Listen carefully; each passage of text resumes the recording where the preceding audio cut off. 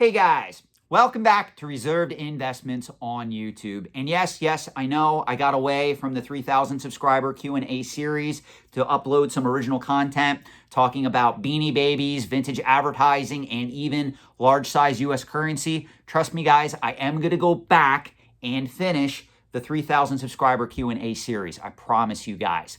That being said, I did get an interesting email from one of my longtime viewers, and I'm not going to read the whole email on this particular video. I'm just going to read the question that this particular viewer proposes because I think a lot of you out there have this same question and I do want to answer it in this particular video. The question is, Sean, I'm a huge fan of your channel. I really like the fact that your content is not hype driven and comes pretty much from your heart and mind. I really have been interested in learning about antiques and your channel really piqued my curiosity. As someone coming from the collectible side of the trade with absolutely no knowledge, starting point, or understanding of how the antique side of the antiques and collectibles trade operates, is it possible in the year 2020 to start from ground zero and learn the trade, in your opinion? The answer is yes. And this is the crux of today's video, guys. I'm going to show you some advice, some tips for somebody out there who is interested in a lot of these more mature markets on the antique side of the equation, and literally is just somebody who either casually comes into these markets as a collector on the collectible side of the trade, or somebody who is watching from afar, has no experience, and wants to jump right in to collecting and investing, possibly speculating on, possibly dealing antiques. Now, before we go any further, we have to do a recap as to what an antique is. An antique, by subtle definition, is simply an item that is 100 years of age or older. It does not denote value. It does not denote rarity. It doesn't even denote whether the item is collectible or not.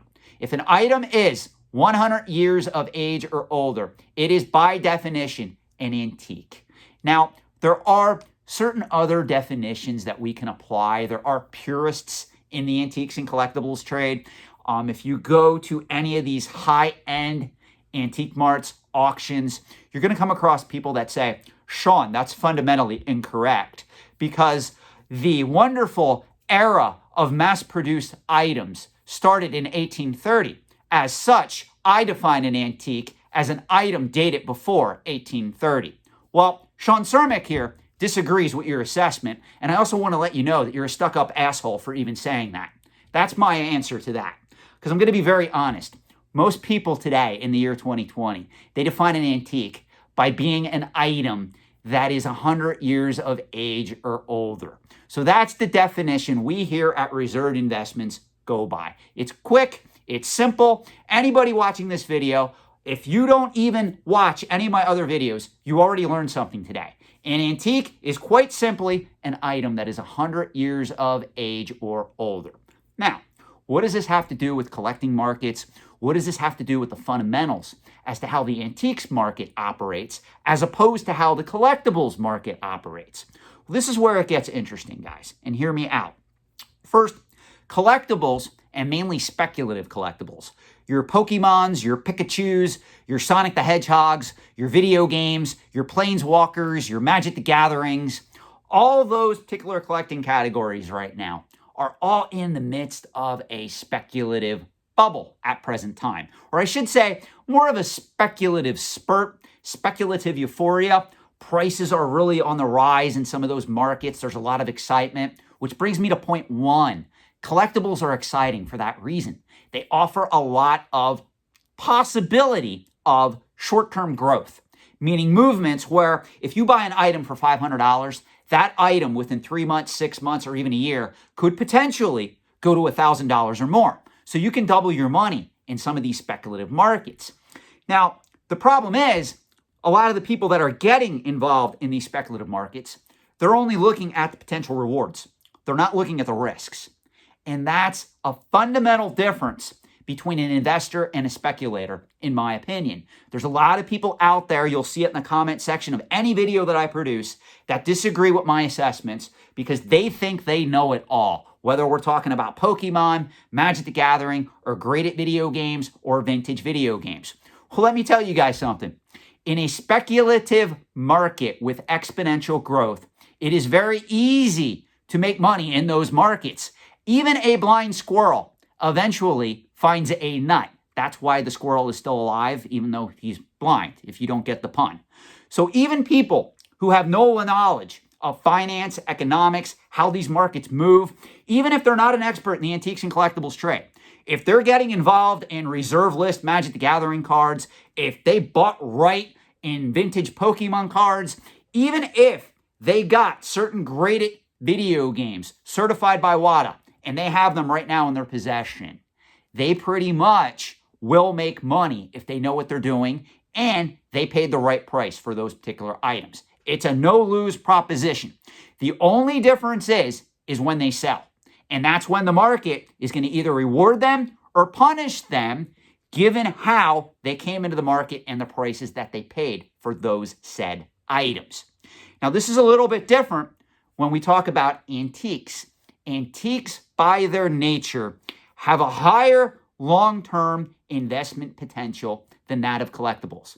And this is something that I go around and around in circles with the Pokemon people, with the Magic the Gathering people, with the video game people, with the comic book people, with the toy people, with any of the people that are involved in these speculative markets. They love to argue, no, Sean, this is how it's going to be here on out.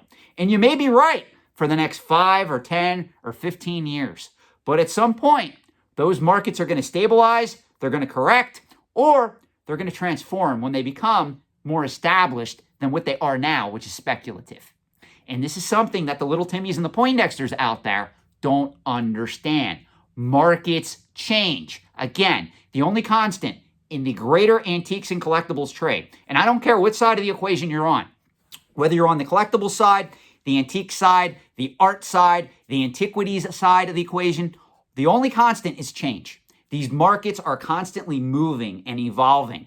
Even when we talk about antiques, you must understand this basic principle.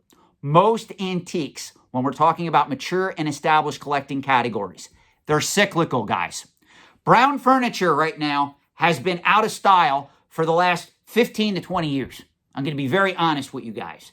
That doesn't mean brown furniture is dead. And if you don't know what brown furniture is, just Google it. It's basically heavy antique furniture that's usually made of mahogany or cherry or walnut. It's the overdone brown heavy furniture that's been replaced by mid-century modern in the antique marts right now. Mid-century modern is very hot right now as antique furniture is sold. So one thing you have to understand though, that doesn't mean that brown furniture is done for. It just means in another 10, 20, 30, 40 years, it's going to eventually come back in vogue. These markets are cyclical. It goes by changing consumer tastes and styles. Right now, everybody wants the mid-century modern look. They're not making their house up like a vampire cave, which if you know anything about Gothic furniture, Gothic design, those particular styles right now are out.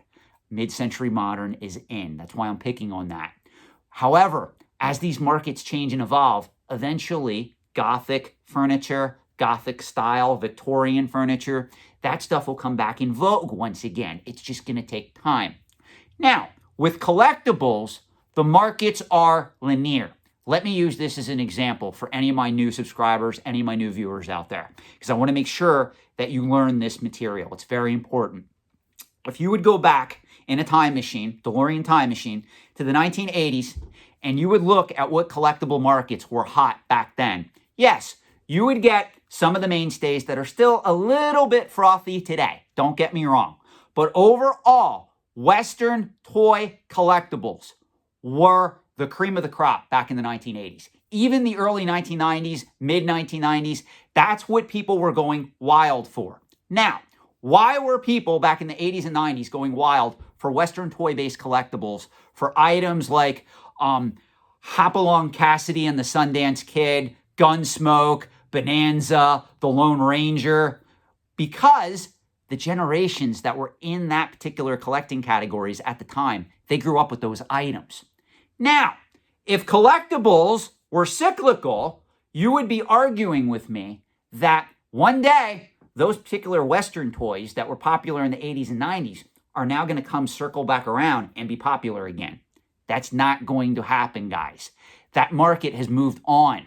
The people that grew up collecting those particular items are either getting older, they're retired, or they're in the nursing home, or I hate to sound morbid here, some of them are 6 feet under. As a result, there's less collectors coming into those markets, and those markets, because that particular pop culture category, Western-based toy collectibles, is not in the public eye, there's no incoming demand that's going to push that into another cycle of popularity. If you don't believe me, a couple of years back, Disney hired Johnny Depp to star in a Lone Ranger remake. The movie flopped at the box office. Westerns are not coming back. They're pretty much dead. Now, could Westerns somehow come back to Hollywood, maybe in the next 10, 15 years? Yes, it's not going to incite interest, though, in the old pop culture-based toys and collectibles from the 1950s and 60s that grew to predominant highs in the 1980s and 90s with the generation that loved them. So that bears repeating. Collectibles are linear in most cases. Antiques are cyclical. Now, you can have a pop culture collecting category that transfers well into the antique side of the equation. I'm going to use this as an example. Right now, I am filming this video in the year 2020. Superman and Batman were created in 1939. If Superman and Batman are still relevant 19 years from now, which I assume they will be, guess what? Those particular characters are going to be 100 years of age. At that particular point, Action Comics 1 and Detective Comics 27, respectfully, will be very, very early antiques on the antique side of the equation, meaning in the year 2039, because that's when they'll be 100 years of age or older. So you see how this works? A lot of these markets are more complex than what lies on the surface. That's why this is not a hype-driven channel. I'm giving you fundamentals. Another thing that you need to realize is that overall, collectibles have a low barrier to entry. There's a lot of people that want to collect Pokemon, video games, Magic the Gathering, toys, comic books, simply because they grew up with those items or they have a passion for them. There's nothing wrong with that. You can make money on the antique side of the equation. I assure you, I do it every day. I am not knocking collectibles at all. What I am knocking on this channel repeatedly is the idea that you can invest in collectibles long-term like you can with antiques. Antiques, you can buy them and almost forget about them. You can pull them out, dust them off, take them to market, and they'll still have a lot of value. I'm not saying you're going to get what you paid for those items. You can lose money on the antique side of the equation. But unlike collectibles, you don't always have to keep your pulse on the market. And that's what I don't think a lot of the speculators out there realize. These markets have similarities and differences. Now, going back to the question, Sean, how can I get into the antiques trade in the year 2020? We got to look at the reasons why most people who try to get in the antiques trade fail. And this is very important. Number one, they lack passion. I've said this before, guys. I don't care whether you collect art, antiquities, antiques, collectibles, Beanie Babies, Funko Pops, Nintendos, Marios, whatever you want to collect. You do you. But you have to have a passion for these items. Very few people can get into the antiques and collectibles trade, not have a passion for the items that they collect, and succeed. On the other end of that spectrum, there are people out there that get into these markets and they allow their emotions to control them. So they go to the market and they pay exorbitant sums for these items, or they use leverage. They go into debt to buy these items. And as a result, they overpay for them and they convince themselves that these are valid investments. Well, the market punishes them when they go to sell these items because they don't get more than what they bought them for.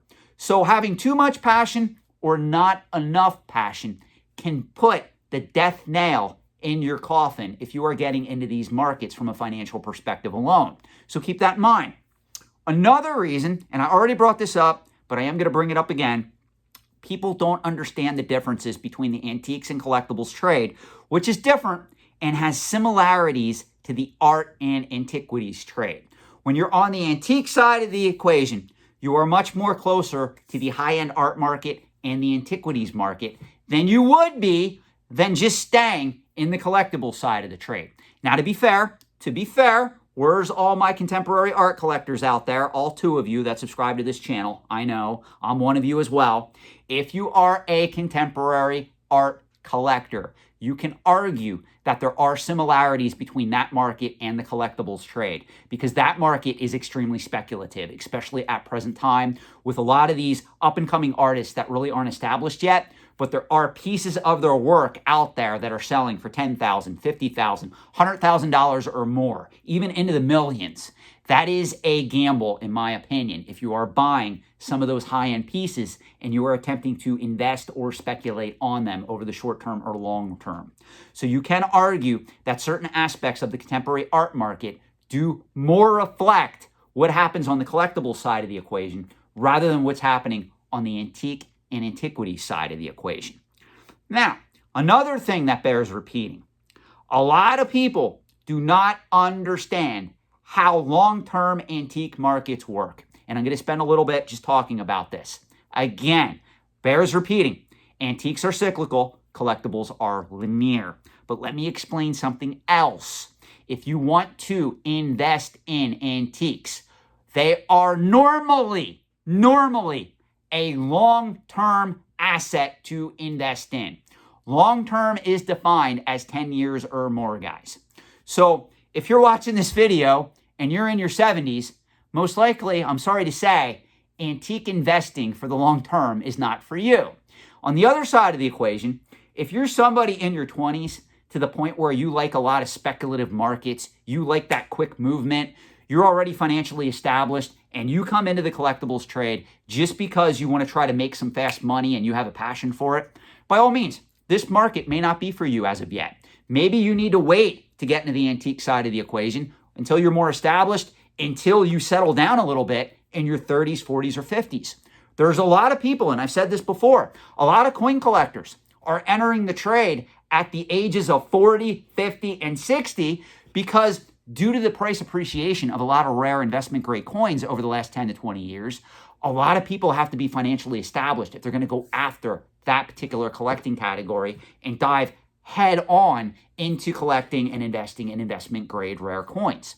Now, we got to define what an investment-grade antique is. An investment-grade antique is an item in the top 15% of its proverbial collecting category. So if you want to collect Tiffany glass, not every piece of Tiffany glass is an investment-grade piece. You want to go after the top 15% of the items for condition, for rarity, and for provenance. You want to go after pieces that make collectors wet, if I'm allowed to say that on YouTube. Meaning the stuff that if a collector wants into that market, he's going to gravitate towards those items. You know, I recently did a video on currency collecting, large size paper money collecting. Did a video on this channel where I hold up literally 5 high-end, very valuable banknotes from my own personal collection. All those particular notes that I showed off in that video are of investment-grade caliber. They are items that if somebody was going to gravitate towards collecting large-size U.S. paper money, which again is on the antique side of the equation, to give you guys an example, they would go after those particular notes that I had in my collection. Those notes, the cheapest one in that video that I showed you guys was $2,500, $2,600, $2,700 was the cheapest. The most expensive was over $7,500. That's why I did that in that video, to give you guys a standing off point as to how to judge a lot of these markets. That's why I tell you guys, collecting antiques is not for everybody when you're going after the investment grade stuff. Now, there are strategies you can employ to make money for yourself while you're learning the antiques marketplace, so you don't have to wait 10 years for your items to appreciate, or maybe you don't have the means or the money to go after certain antiques that cost thousands of dollars on average. The strategies that you can employ are twofold. Number one, you can attempt to buy antiques at lower than retail values, and you can flip them onto the market. Or if you buy well enough, maybe you want to put it in your own collection, you want to hold it for 5, 10, 15 years, see if it appreciates, then sell it on the market. Most people, though, have trouble trying to buy investment grade antiques at below retail value. In order to do that, you're going to have to spend a lot of time at auctions. You're going to have to spend a lot of time at antique marts. You're really going to have to put yourself out there, and you're going to have to learn how these markets operate, how they work, and you're going to have to network with people. That's really what it comes down to. Now, this brings me on how to start. So we're 20 minutes in this video. We're now telling you how to start in the year 2020 if you want to get involved in the antiques trade. First, I'm going to give you some great advice. It's not going to even cost you a lot of money. It will cost you some time. If you want to learn the trade, get yourself a copy of the latest price guide. You can go with Warman's Antiques and Collectibles price guide, or you can go with Antique Trader Antiques and Collectibles price guide. Now, I'm going to help you out tremendously here. You don't even have to get the most recent edition. This Antique Trader Antiques and Collectibles price guide is from 2017. This Warman's one is from 2015. Why am I telling you this? Well, for one, the reason why I'm telling you to get a price guide like this is because as you page through it, you're going to come across full color photographs of all these items in the antiques and collectibles trade. And most of them, due to how these particular guides are presented and how they're set up, most of these items are antiques. Again, if they're more than 100 years of age or older, they're by default antiques. These particular price guides also focus on antiques that are collectible, that have a collecting interest, that have a collecting base. So by default, if you spend the $30 on this particular guide when it's new and you start paging through it, you're going to come into contact with all these items that maybe you never thought had a collecting market out there that existed for them. And that's going to give you knowledge.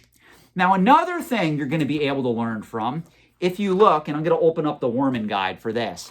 If you look right here, see how it says Tiffany Glass and it gives you a two paragraph overview on Tiffany Glass?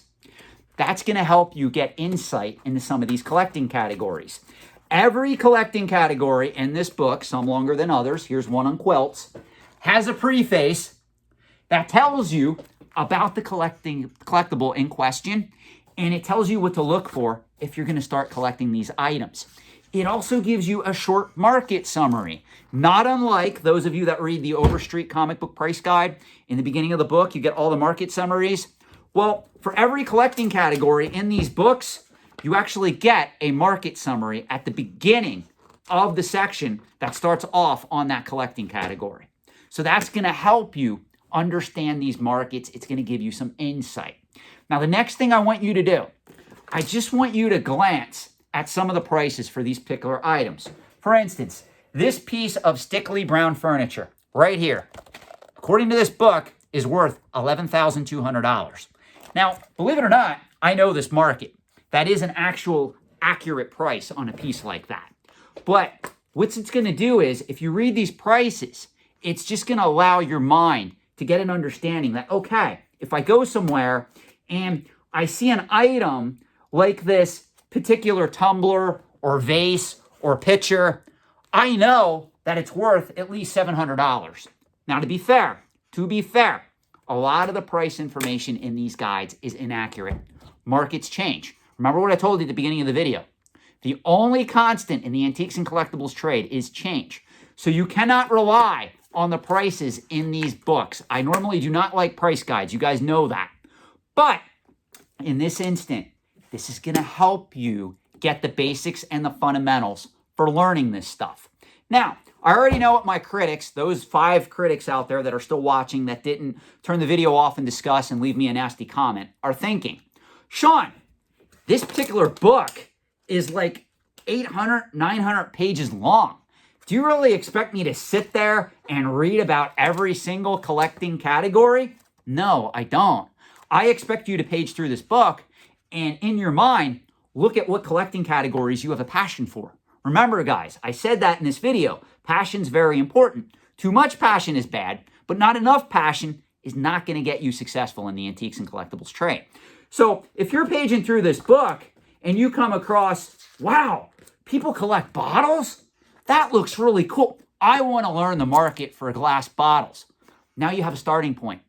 You also see pictures of bottles. You get an idea of their values. In the front here, where it talks about bottles, it has a whole several paragraph summary on bottle collecting and the market for that. As a result, you now got the knowledge. So now, if you start perusing websites, if you go to auctions, if you go to antique marts and you see this stuff, you can talk to dealers, you can talk to sellers, you can talk to other collectors, you can join a collecting group, even online. You can interact with these people. And now, guess what?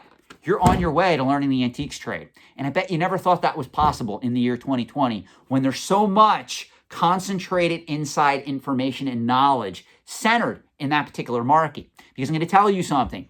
There is a lot of money to be made in investment grade antiques if you know what you're doing. On the flip side of that equation, if you do not know what you're doing, if you are a cocky, arrogant SOB who comes into this market and doesn't listen to someone like me, you don't listen to people like Wayne Jordan, you don't listen to people like Harry Rinker, you don't listen to people like Terry Covell, you are going to lose your proverbial ass. So I hope this video has helped you. I'm going to give you some names of auction houses that you can visit that specialize in some of these items. If you do just want to peruse the auction site, if you want to get an idea of what antiques you might want to collect, even before you spend money on a book like this, you can go to Morphy's Auctions. Just Google Morphy's Auctions. Their site will come up. They're a hardcore traditional antique auction site nestled in Adamstown, Pennsylvania. Full disclosure, they're roughly an hour from my house. I go there every so often. A lot of the vintage advertising pieces you see in my collection, some of them have come from Morphy Auctions, so I do recommend them. Another auction house you might want to check out is Pook and Pook, literally P-O-O-K and P-O-O-K. That's literally how you spell it, Pook and Pook. They're out of Downingtown, Pennsylvania. If you want more national, regional auction houses, you can, of course, check out Christie's, Sotheby's. Now, mainly you're going to be exposed to high-end art on their particular auction sites, but they do cater to the antiques trade as well. Other sites that I am going to recommend are Skinner up in Boston, Massachusetts, I believe. Cowan's, if you're interested in any type of art pottery, art glass, they're out of Ohio. I am going to do a video on all these unique auction companies that cater to the antique side of the trade as well as the art side of the trade, because there's a lot of inside information that I have on those particular auction houses and those markets that I can share with you that I think will really aid you on your quest. So I hope you found this video fascinating. I hope you got something out of it. If you didn't get something out of this video, please let me know in the comment section below. Thank you for your feedback. Have a great night.